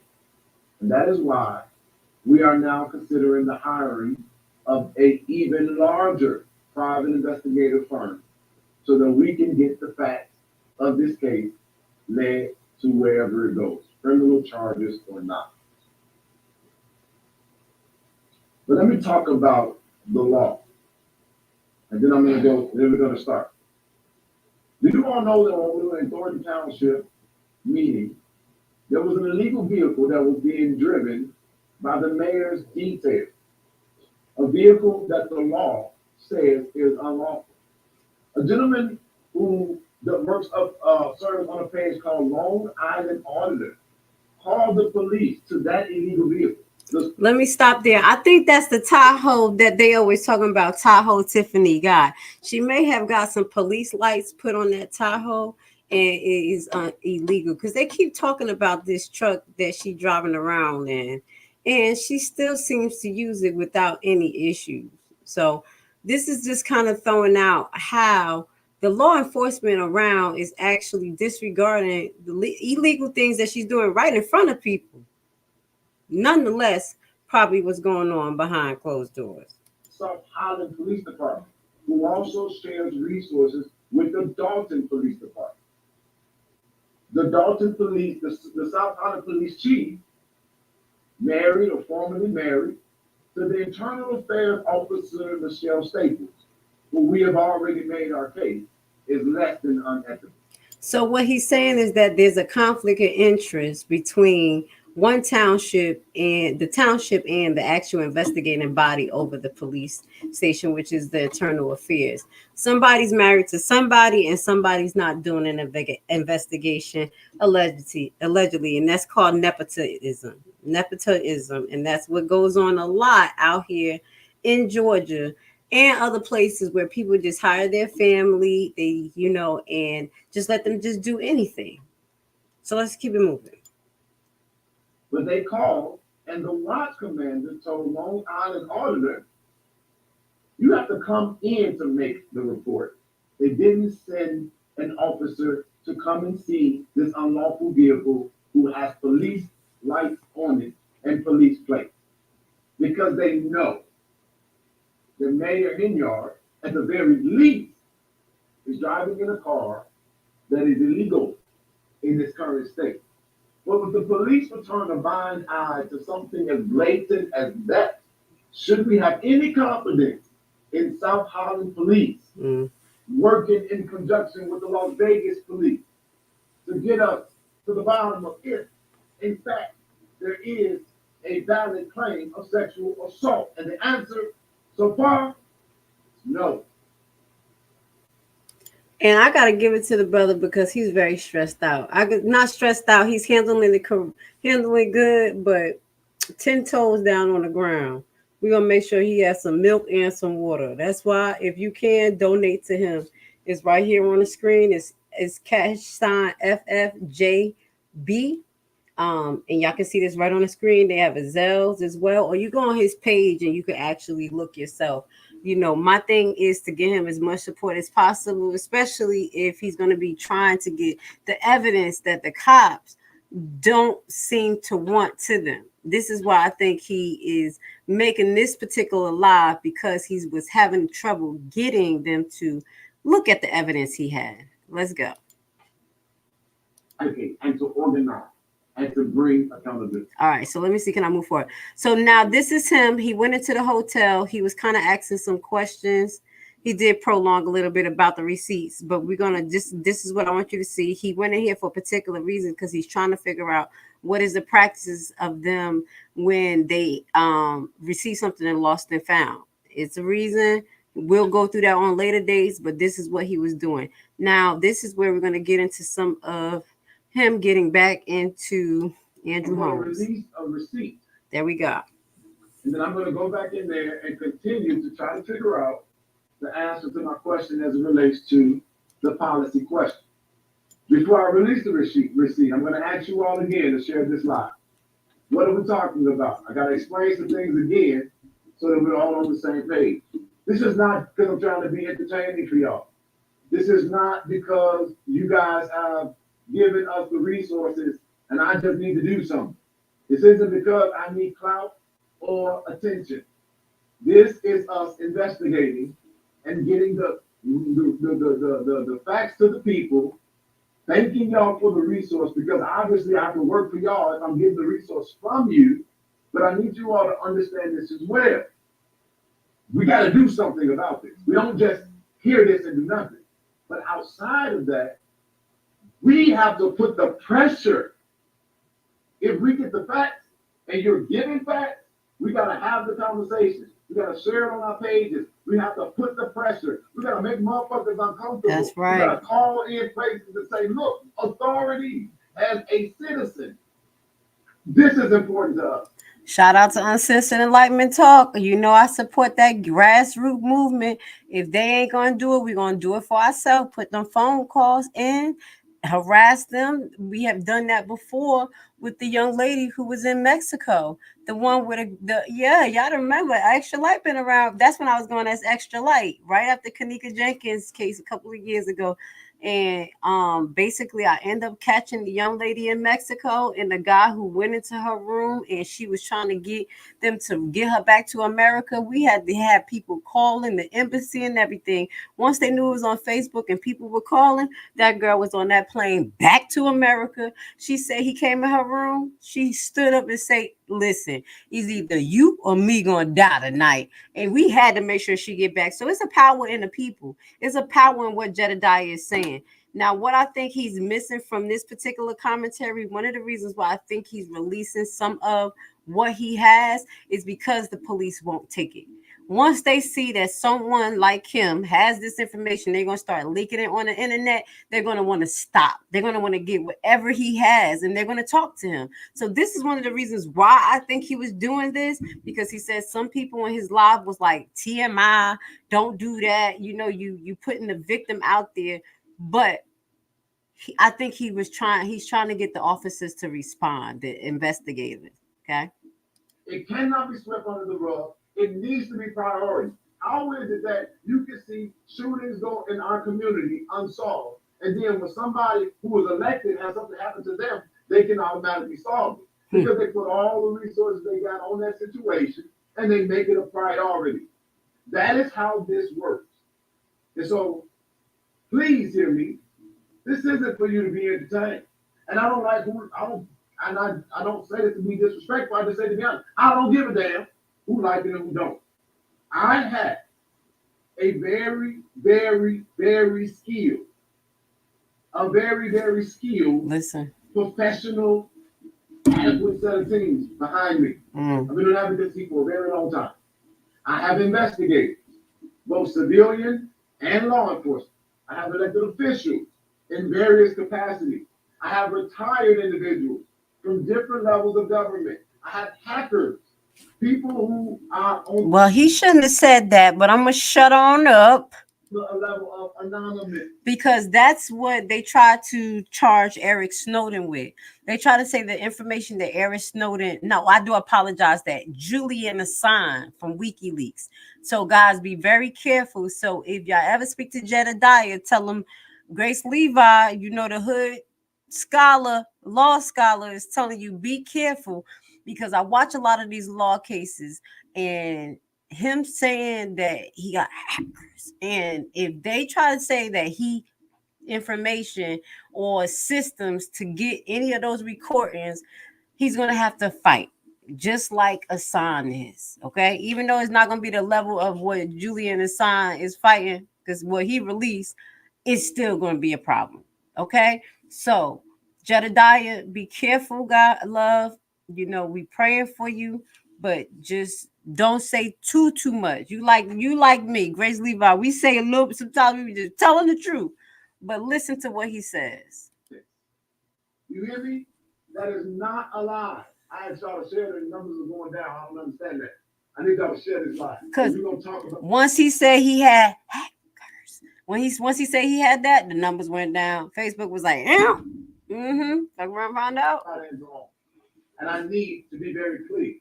I don't think that this man should be freely roaming around Chicago, especially right now, showing up to people's pain with these allegations over him that he has not even had the balls to respond to. And I want y'all to know why I think he should be uncomfortable. But they fucked up when they let a Jedediah Brown get an anonymous level type of research. The type of shit that goes into government. So with that being said, I don't want to betray the trust of these victims. I don't want to mess up their cases. So I have to be very careful what I put out. People don't like it, some people not. I don't give a fuck about the conversation because that's not the point. The more you talk about it, I guess, the more awareness there's to the case. So that's fine. But understand this. If I put this out, this is just the first receipt. And I don't get y'all understanding that we got to fight for these people, I'm going to be very much more careful about what I'm going to do as it relates to putting it out. Let me go to when he put it out, guys. I know y'all been waiting. I'm going to go right to it. But I want y'all to watch this full video like he said. Please do. Because I hope he re-put this out because the sound was very obscure. Now listen. My team members, my investigators, and we've basically done the best of what we could to make sure if what we put out, I don't want to damage these victims. I don't want to even hurt them. Ms. Red, come on now, show us. I need you to be patient. We all like, show us, please. I understand the larger conversation. I don't want to hurt them. I don't want to offend them. I don't want them to feel betrayed, exposed. I don't want them to feel uncovered. I don't want them to feel unsupported. So within myself, I'm just saying to myself, okay, I kept my word. So I'm going to show you guys basically, this is a recording, and I want you all to understand what I'm telling you right now. This is a recording from the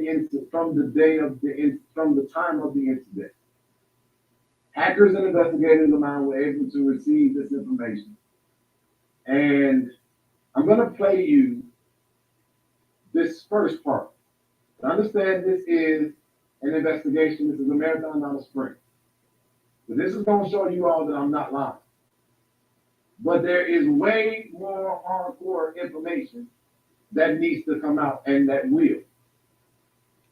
I'm going to play this audio, explain to the best of my ability what it is that you're hearing from our investigation. And then I'm going to tell you all what it means and what we do from there. So with that being said, here's the first snippet of audio.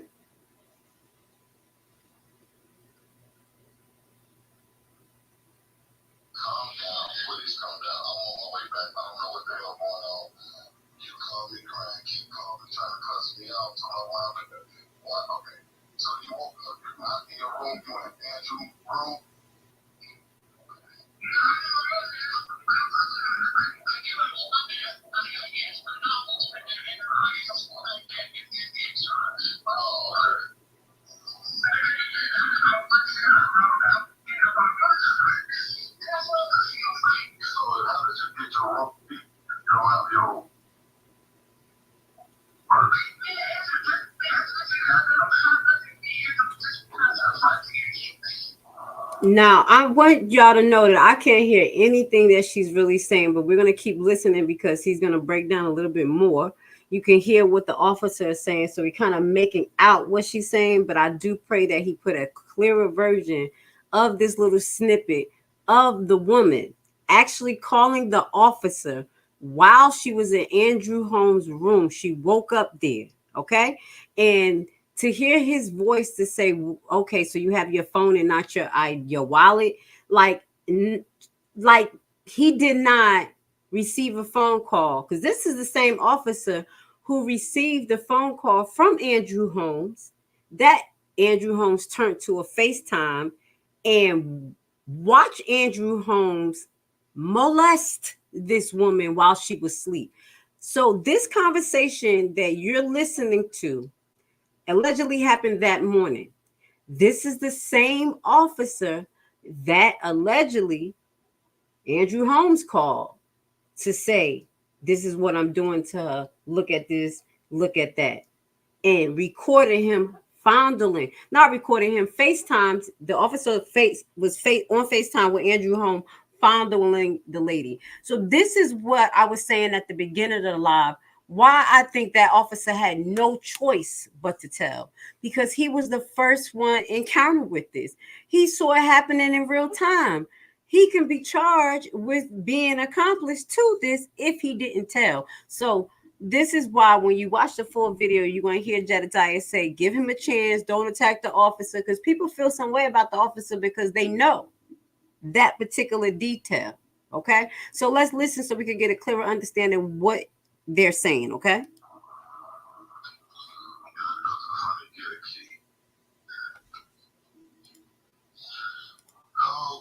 You better say keep your phone, but not your wallet. How is that? That's not right. That don't even sound right. Yeah. Sound right. Yeah, no. What did y'all do? You see, look. And I'm gonna stop it right there. So that's her saying so the officer says to her, so you're able to have your phone, but don't have your wallet. And she was like, I know it's just crazy. This don't even sound right. Like, I don't even know what happened. Something's not right. What she's saying in this small clip is something is not right. And this officer is playing it off in this particular moment like he don't know what's going on. I'm gonna play the audio one more time. Let's see, get him to play one more time. He doesn't fully understand what's going on. Look. Losing the wallet is a big flag. But this is the thing. She's waking up in Andrew's room. The first part of it is hard to hear because she is frantic. She's discombobulated. She's disoriented. And so she's saying, I woke up in Andrew's room, and the thing that's crazy about that, from my understanding, is Andrew says he took her to his room because he didn't know where her room is.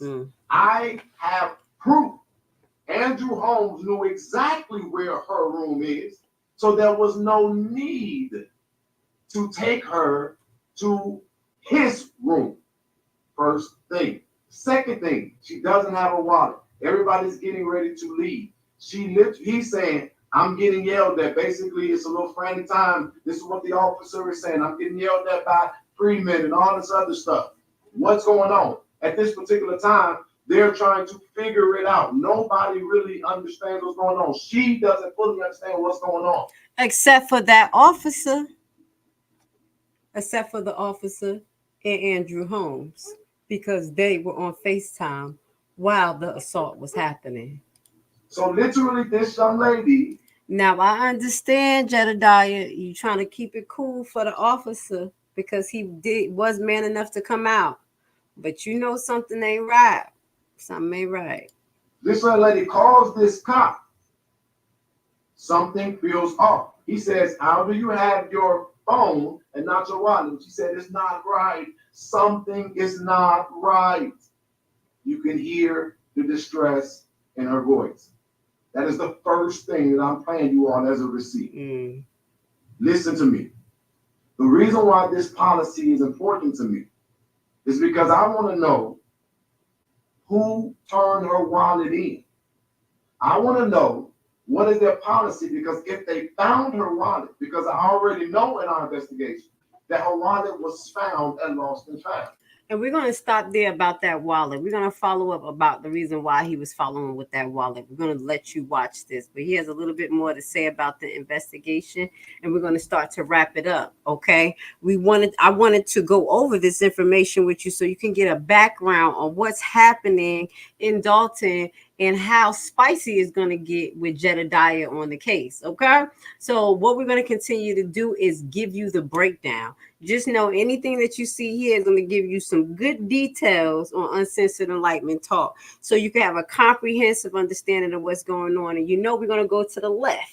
We're going to go to the left, the right, the middle, and everywhere above, just so you can have a full understanding of what's going on. So we did get to know Andrew Holmes. If you don't, I want you to press rewind on this video, because there's some funny business that goes on with Andrew Holmes over the years when it comes to his family, traumatic events, death, shootings, and him seeming to be the spokesperson or being in the limelight. And it's so crazy that you, as an activist for gun violence, there's a lot of violent things happen to your family. Okay, y'all already know what Grace Levi is thinking about. Something spiritual, underhanded is going on with this man. But until I can find that out, I'm going to leave that there. So let's hear a little bit more from Jedediah before we close off tonight. I hope you enjoy this information that I shared with you, because it took a little while for me to actually do a little bit more research.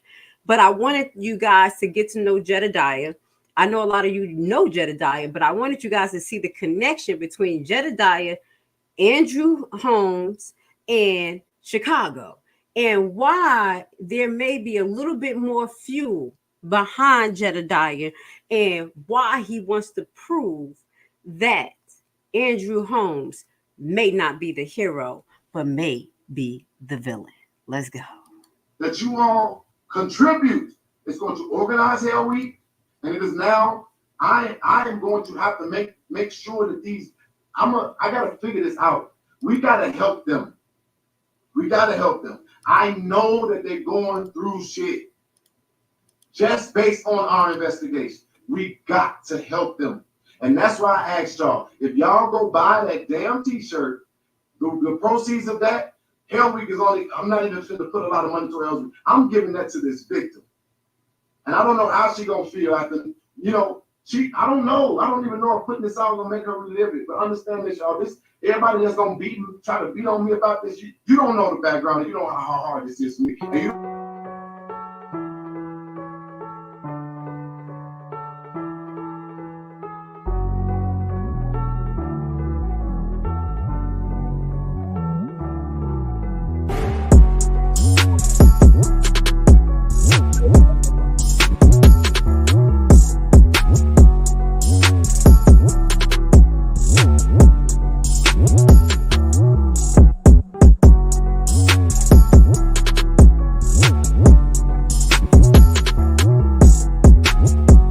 And could not be here breathing and be comfortable if I was really as bad as they was making it. Nobody could be around me. So for me to be this calm, I must have some kind of inner peace. And my inner peace is knowing that once everybody take the time to really see what type of person I am, you'd be surprised that I stuck around this long. I have to make the life that I do live as happy as I can and try to do the best with what I have.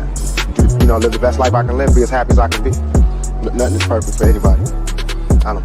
Boys, I swear, I think I figured it out. You know why they don't want us redneck brothers and sisters and the hood brothers and sisters getting along? You know why? Because we'd be unstoppable.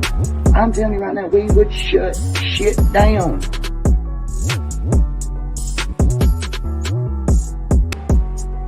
Would you like to learn a brand new and innovative way to invest your extra money that has a low barrier to entry and low competition?